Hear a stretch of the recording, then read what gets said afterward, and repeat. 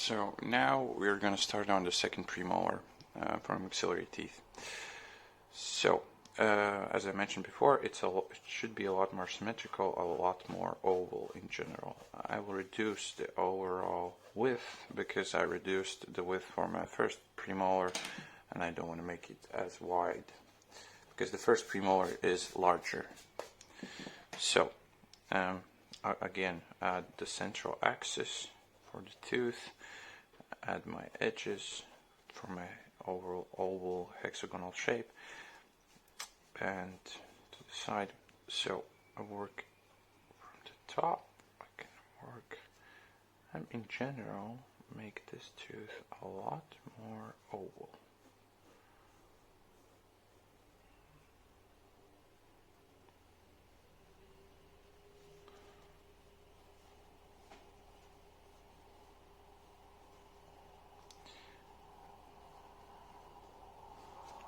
Distal side should still be a bit more rounded than the mesial side, but it's not that visible as it is on the first premolar.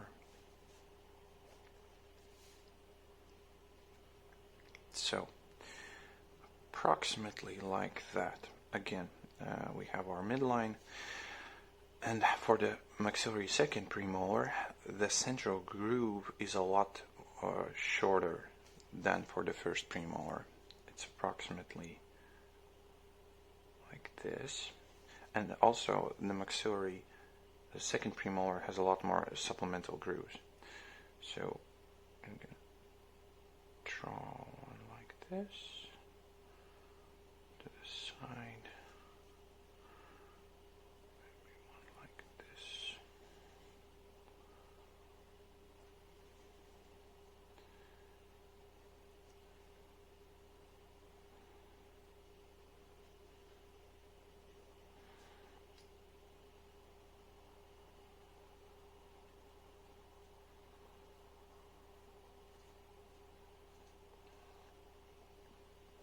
In general as well, these grooves are a lot deeper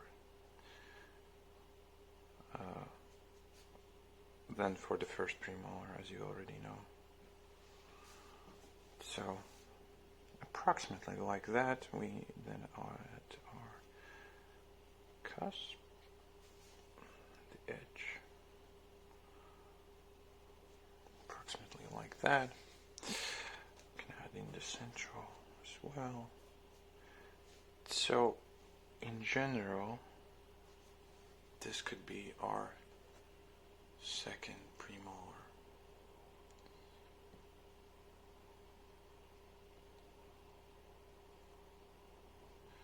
So but let's maybe add around this side a bit more. Because in general, I should be able to tell the number of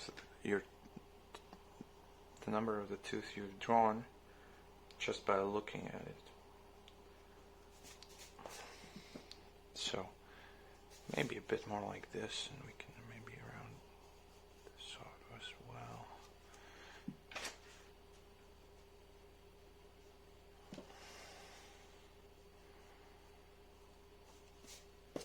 So approximately like that. As for the structures, I'd like you to name and add to the side with the correct names are. So first off, I need all the depressions and also all the elevations.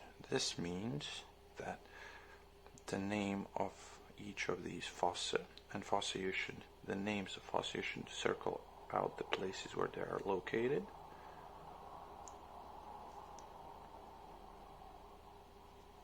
So like this to the side. Then a central groove. Also, if you've drawn marginal ridge groove, you should also name it. And you should draw it for the first premolar, not for the second one. Second premolars rarely have a marginal ridge groove. So these are our grooves, and the name then for our elevations would be, this is a buccal triangular ridge here. This is our lingual or palatal triangular ridge. This is our cusp tip. You can also add lines to that. Marginal ridge, that would be located. Marginal ridges in general you should draw like this and name them either to the side or wherever.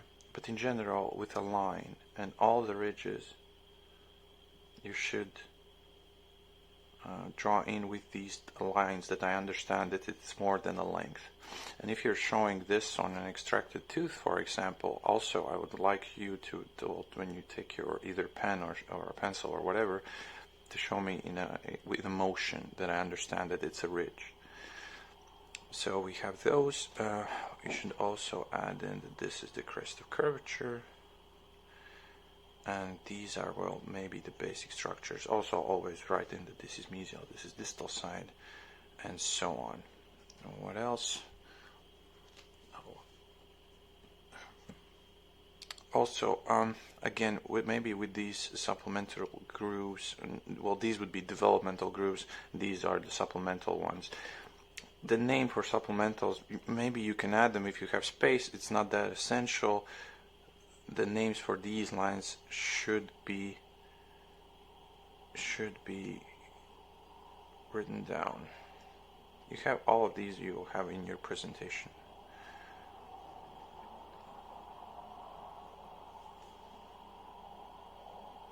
So it's going to be a bit tricky. It's a lot of structures.